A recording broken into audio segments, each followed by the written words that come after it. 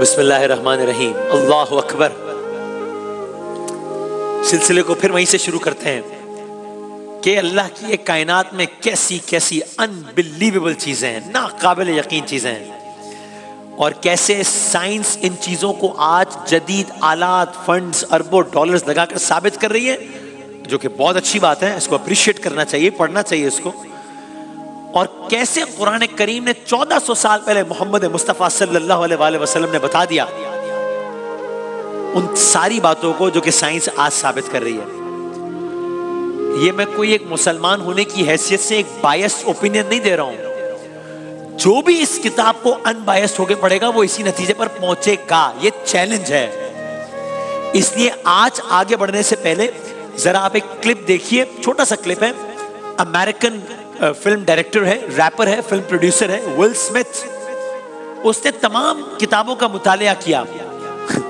قرآن کریم جب اس نے پڑھا ہے تو اس نے کیا کہا، یہ ایک مسلمان نہیں کہہ رہا، ایک غیر مسلم American director, rapper, film producer Will Smith کا کچھ دنوں پرانا بیان، جب اس نے قرآن کریم پڑھا اور اس کے بارے میں اس نے کیا کہا، دکھائیے گا۔ قرآن is so clear, crystal clear۔ یہ نہیں ہو سکتا، وہ کہہ رہا ہے کہ یہ نہیں ہو سکتا کہ آپ یہ پڑھیں اور اس کے بعد کوئی مس انڈرسٹینڈنگ رہ جائے، یہ ول سمتھ کہہ رہا ہے۔ بات آگے بڑھاتے ہیں۔ بات یہاں تک پہنچی تھی کہ اللہ تعالیٰ نے پانی سمندروں تک کیسے پہنچایا، اس پر پورا ایک ایپیسوڈ ہم کر چکے ہیں، جس کو ریپیٹ نہیں کرتے۔ اب مسئلہ یہ ہے کہ پانی سمندروں تک تو پہنچ گیا، ہمارے گھروں تک کیسے پہنچ رہا ہے، یا سمندروں سے پوری دنیا میں کیسے پہنچ رہا ہے، یہ کیا سائیکل ہے؟ یہ سائیکل بھی بڑی عجیب و غریب ہے، اور اس سائیکل کے بارے میں سائنس آج بتا رہی ہے، قرآن نے جو پہلے بتا دیا تھا وہ اس سے زیادہ عجیب و غریب ہے۔ بات یہ ہے کہ گویا اس طرح کی صورتحال ہے، سمندری پانی ہے، اور کتنے بڑے سمندر ہیں، کتنے گہرے سمندر ہیں، وہ میں آپ کی خدمت میں عرض کر چکا ہوں کہ اتنے گہرے ہیں کہ پورے کا پورا ماؤنٹ ایورسٹ آ جائے، اتنے گہرے سمندر ہیں۔ اب اگر یہ سمندر ہے اور اس کے اوپر سورج اپنی پوری آب و تاب سے چمک رہا ہے، تو پہلا کام کیا ہو رہا ہے؟ پہلا کام تو یہ ہو رہا ہے کہ اس سورج کی حرارت سے، اس سورج کی تپش سے مستقل بنیادوں پر پانی کی سطح سے بخارات بن رہے ہیں، ایواپوریٹ ہو رہا ہے پانی۔ سمندر کا یہ پانی بخارات کی صورت میں اوپر چلا گیا، سٹیپ 1، اگر ہم اس کو اوور سمپلیفائی کریں۔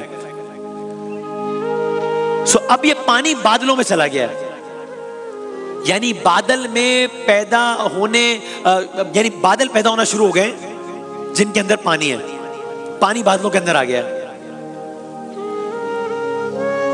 تو اب جہاں جہاں پانی ہے اس کے اوپر بادلوں کی ایک تہہ پیدا ہونا شروع ہو گئی ہے۔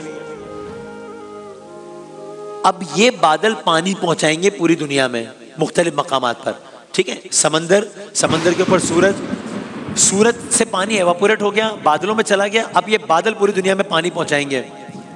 لیکن ایک مسئلہ ہے، اب کیا ہوگا؟ مسئلہ یہ ہے کہ بادل تو پیدا ہو گئے، لیکن بادل تو پانی کے اوپر ہے نا، تو پوری دنیا میں پانی کیسے پہنچائیں گے بادل؟ اس کا کیا حل ہے؟ اللہ تعالیٰ نے نکالا اس کا حل۔ اب کیا ہوگا؟ یہ بادل چلیں گے کیسے؟ اللہ تعالیٰ نے ہوائیں پیدا کی اس مقصد کے لیے، ہوائیں پیدا کی۔ اب یہ ہوائیں ایک خاص اہتمام سے، ایک خاص انداز سے، یہ جو پیدا شدہ بادل ہیں جن کے اندر پانی ہے، اس کو دور موجود پہاڑوں کی جانب لے کر جائیں گی یہ ہوائیں۔ اور آپ سوچئے ان بادلوں کے اندر کتنا ٹن پانی ہوگا، تو یہ بادل کتنے بھاری ہوں گے، اور وہ ہوائیں جو ان بادلوں کو ایسے اڑا اڑا کے لے جا رہی ہیں، وہ ہوائیں کتنی طاقتور ہوں گی۔ تو یہ وجہ ہے کہ جب ہم آسمان کی طرف دیکھتے ہیں تو ہمیں 24 گھنٹے بادلوں کی ٹرانسپورٹیشن آسمان پر نظر آتی ہے، ٹھیک ہے؟ تیز ہوائیں چل رہی ہیں، اور بادل نہیں، گویا پانی کے پہاڑ ایک جگہ سے دوسری جگہ پہ جا رہے ہیں، ٹھیک؟ ایک لمحے کو رکیے، قرآن کی ایک آیت سنیے، سورہ مومنون کی آیت نمبر 18 ہے، یہ سنیے ذرا۔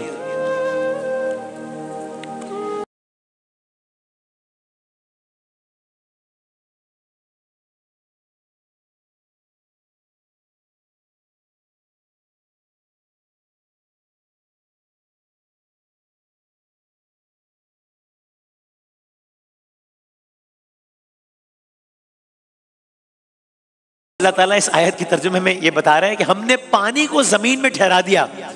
ہم نے پانی کو زمین میں ٹھہرا دیا. آپ نے سن لیا پانی بڑے بڑے سمندروں کا روپ اختیار کر گیا, اور ہم اس پانی کو اڑا لے جانے پر بھی قادر ہیں. تو یہ سائنس آج بتا رہی ہے کہ یہی پانی بخارات کے ذریعے اوپر چلے جاتے ہیں اور ہوا کے ذریعے ایک جگہ سے دوسری جگہ چلے جاتے ہیں. ایک اور آیت دیکھیے اور اس کا ترجمہ سن کر آپ اور حیران ہوں گے. ذرا اگلی آیت سنائیے گا, سورہ روم کی آیت نمبر 48 ہے یہ.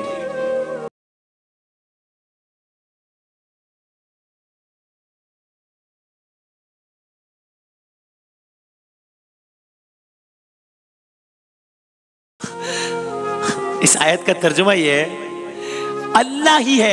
اللہ ہی ہے جو ہواؤں کو بھیجتا ہے, اللہ ہی ہے جو ہواؤں کو بھیجتا ہے اور وہ ہوائیں بادل اٹھاتی ہیں اور پھر وہ ان بادلوں کو آسمان میں پھیلا دیتا ہے. یہ 1400 سال پہلے بتا دیا کہ یہ میکینزم ہے. ہم اپنی گفتگو آگے بڑھاتے ہیں کہ پانی بادلوں میں آ گئے, ہوائیں بادلوں کو لے کے آگے جا رہی ہیں. ان میں سے کچھ بادل برس جائیں گے, بارش ہو جائے گی, اس کی اپنی تفصیلات اس پر بعد میں بات کریں گے. اب کیا ہے, یہ بادل ٹریول کر رہے ہیں. چلتے چلتے یہ بادل ایک ایسے مقام پر پہنچ جاتے ہیں جو کہ آپ کہہ لیجئے کہ بڑا پہاڑی مقام ہے, جو کہ آپ کہہ لیجئے بہت سرد مقام ہے, آپ کہہ لیجئے جہاں درجہ حرارت بہت کم ہے, جہاں پر برفانی پہاڑ ہے. تو اب کیا ہوگا, اب یہ ہوگا کہ اب وہی پانی جو بادلوں میں تھا وہ ان اونچی پہاڑیوں پر برف کی شکل میں جم جائے گا. چونکہ ٹیمپریچر گر گیا ہے, پانی برف بن گیا ہے, اونچے پہاڑوں پر یہی پانی برف کی شکل میں جم گیا. ایک خاص نظام کے تحت درجہ حرارت کم ہو گیا اور پہاڑوں کی چوٹیوں پر برف باری کے ذریعے اس پانی کو جما دیا گیا. اس کو اگر اوور سمپلیفائی کر لیں تو یہ ہوا کہ گھر, جو میں نے پہلے ایک عرض کیا تھا کہ اگر گھر میں موجود ہے, گھر کے زمین کے ٹینک میں پانی موجود ہے, تو اب اس سے پانی موٹر کے ذریعے پانی چھت پر آ گیا. تو اب اسی طرح پہاڑوں پر موجود برف اور گلیشیئرز میں موجود پانی کو نیچے کس طرح لایا جائے گا. یہ تو آ گیا پانی برف کی شکل میں پہاڑوں کے اوپر, یہ پانی نیچے کیسے آئے گا, یہ پہاڑ تو بہت اوپر ہیں, یہ پہاڑ تو آسمانوں سے باتیں کر رہے ہیں. اس کے لیے اللہ تعالیٰ نے ایک اور سسٹم بنایا.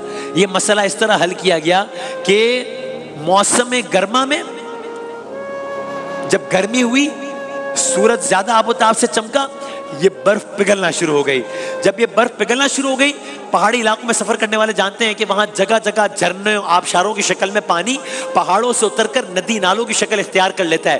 اب جس طرح آسمان پر بادل سمندروں سے پہاڑ کی جانب سفر کر رہے ہیں, اب اسی طرح یہ پانی پہاڑوں سے اتر رہا ہے. کس طرح اتر رہا ہے, سورج آب و تاب سے چمک رہا ہے, یہ برف پگھل رہی ہے تو پانی بن رہا ہے تو پانی نیچے آ رہا ہے, آبشاروں کی شکل میں نیچے آ رہا ہے, مختلف مقامات سے ہوتا ہوا پھر اس کے بعد ندی نالوں کی شکل اختیار کر رہا ہے. وہی ندی نالے دریاؤں میں جا رہے ہیں, وہی دریا پھر سمندر میں واپس جا رہے ہیں. پورا سائیکل اس انداز سے چل رہا ہے.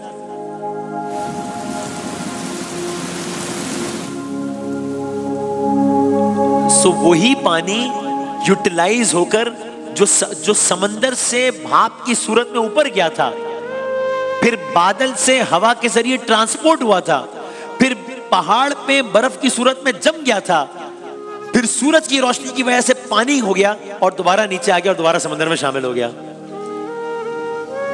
اور پھر یہی بادل جب ٹرانسپورٹ ہو رہے ہوتے ہیں تو کبھی کبھی ہوتا ہے کہ یہی بادل برس جاتے ہیں, بارش ہو جاتی ہے.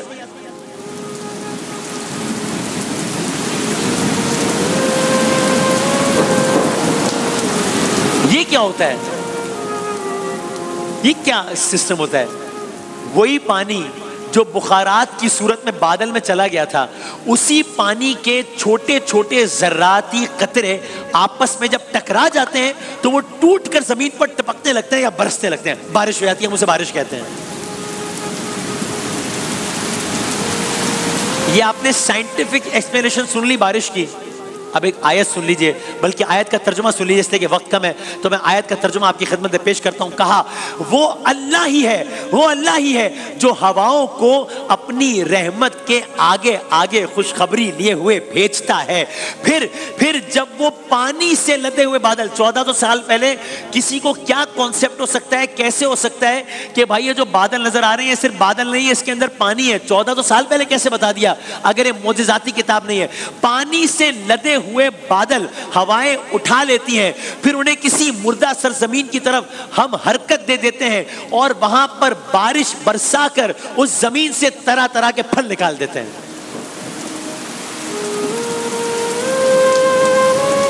Isn't it amazing? Isn't it unbelievable?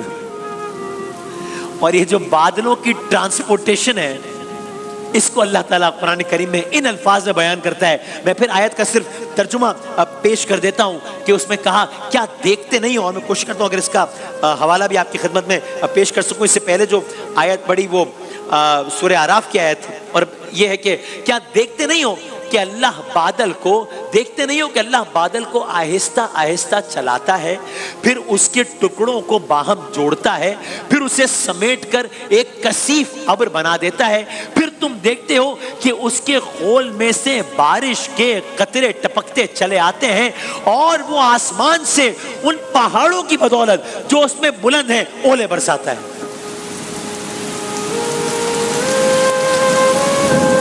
یہ سورہ نور کی آیت نمبر 43 ہے، 43، اور ابھی آیات ختم نہیں ہوئی، وقت ختم ہو گیا ہے۔ ایک لمحے کو کوئی رک کر یہ سوچے کہ آج تو یہ سارے کانسیپٹس ہمیں پتہ ہیں، سائنس نے بتا دیے ہیں اور ہم اس کو کمپیئر کر رہے ہیں۔ 1400 سال پہلے محمد مصطفیٰ صلی اللہ علیہ وآلہ وسلم پر نازل ہونے والی کتاب، اللہ کی کتاب قرآن کریم نے یہ ساری باتیں کس طرح بتائیں؟